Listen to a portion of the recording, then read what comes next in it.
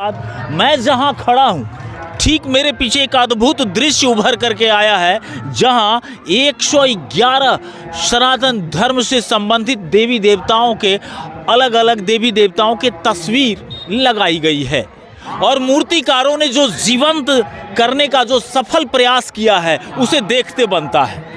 जो भी हो, मूर्तिकार ने ये बता दिया है कि मिट्टी में भी जान देने की अगर ताकत किसी में है तो वो है भारत की मिट्टी और भारत के मूर्तिकार। और यहाँ पे जोरू का गुलाम, एक बहुत खूबसूरत दृश्य हम आपको दिखा रहे हैं। जोरू का गुलाम, ये देखिए, ये जोरू का गुलाम इसलिए दिखाया गया है, इसलिए ये मूर्ति को मुझे लगता है कि ये इसलिए है कि जो लोग पत्नी को माता भगवती का दर्जा दे करके माता पिता की अवहेलना करते हैं, उन्हें कुछ ज्ञान प्राप्त हो जाए अगर इस मूर्ति को देखने से, तो संभवतः यही उद्देश्य लेकर के यज्ञशाला में इस मूर्ति की स्थापना की गई है।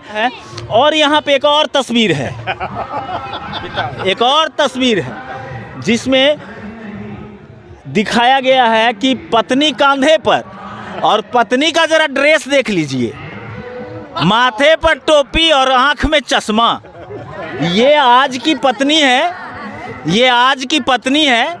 और ये इस पत्नी को मतलब कैसे पति देव अपने कांधे पर लेकर के चल रहे हैं और पिताजी के छाती पर पाँव है और माता के बाल पुत्र के हाथ में। ये संयोग देखिए, ये इसलिए दिखाने पड़ रहा है, इसलिए दिखाना पड़ रहा है क्योंकि कहीं न कहीं कलयुग में ऐसा होता भी है।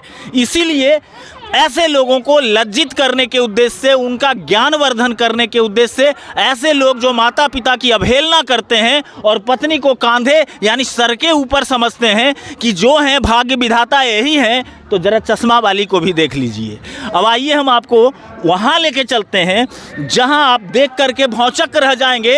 हनुमंत लाल जी की वो प्रतिमा दिखाने वाले हैं, जिस प्रतिमा को देखेंगे यज्ञशाला के समीप है, 9 कुंडीय यज्ञशाला भी बनाया गया, हम उसको भी दिखाएंगे। चलिए हम आपको लिए चलते हैं। ये देखिए, यज्ञ के बहाने भी कटाक्ष करने से लोग नहीं छूटते हैं। कटाक्ष भी सरकार के उस नीति पर है।